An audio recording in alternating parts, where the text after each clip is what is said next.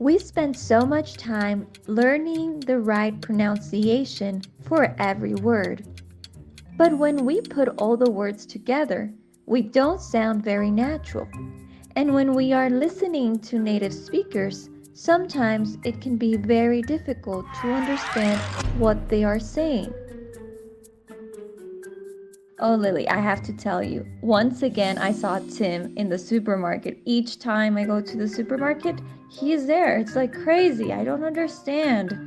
Huh, that is particular, yeah.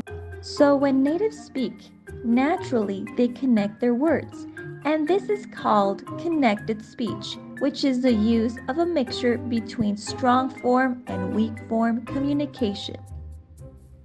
Weak forms are basically unstressed or reduced versions of words, and they help speakers sound more natural and fluent in their speech. Weak forms are used in daily conversations among native speakers, so take notes and practice your pronunciation while watching this video. For example, let's take a look at the word to. To can be pronounced as t or even t, while and can be reduced to or nd. In fact, many common words have weak forms, such as of, for, that, with, and from. But why do we have weak forms in the first place? Well, it's all about efficiency. When we speak, we want to convey our message as quickly and easily as possible. And weak forms allow us to do just that by reducing the emphasis on certain words. We can focus on the more important parts of our sentence and convey our message more efficiently. However, the weak forms can also cause confusion for non-native speakers. Okay, I want to explain the weak forms with examples of native speakers' conversations.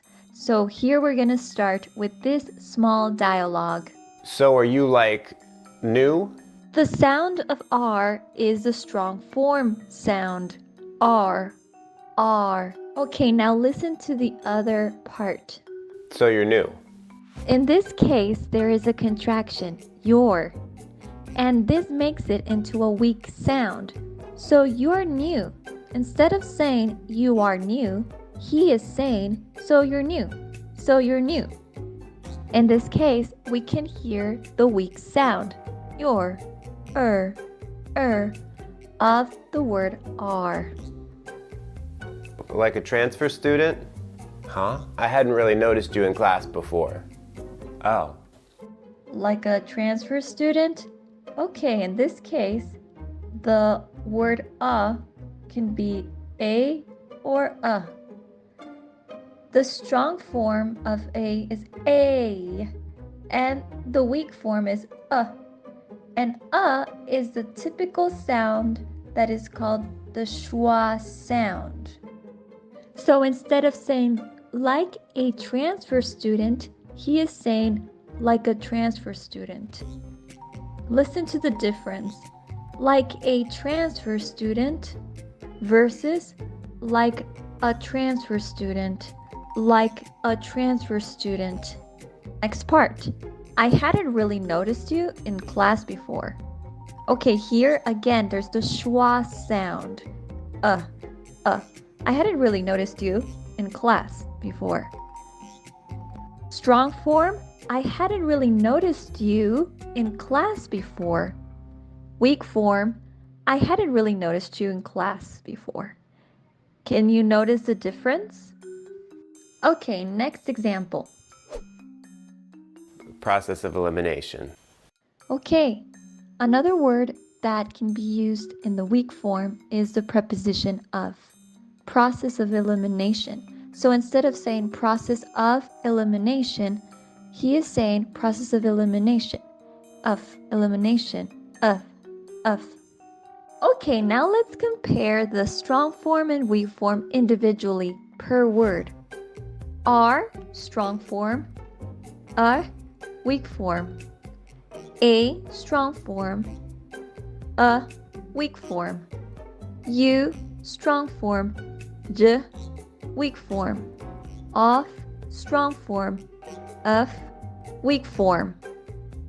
So the strong form is a more open sound, while the weak form is a more closed sound.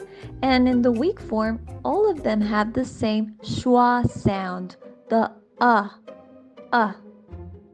So repeat after me. Let's practice the schwa sound together.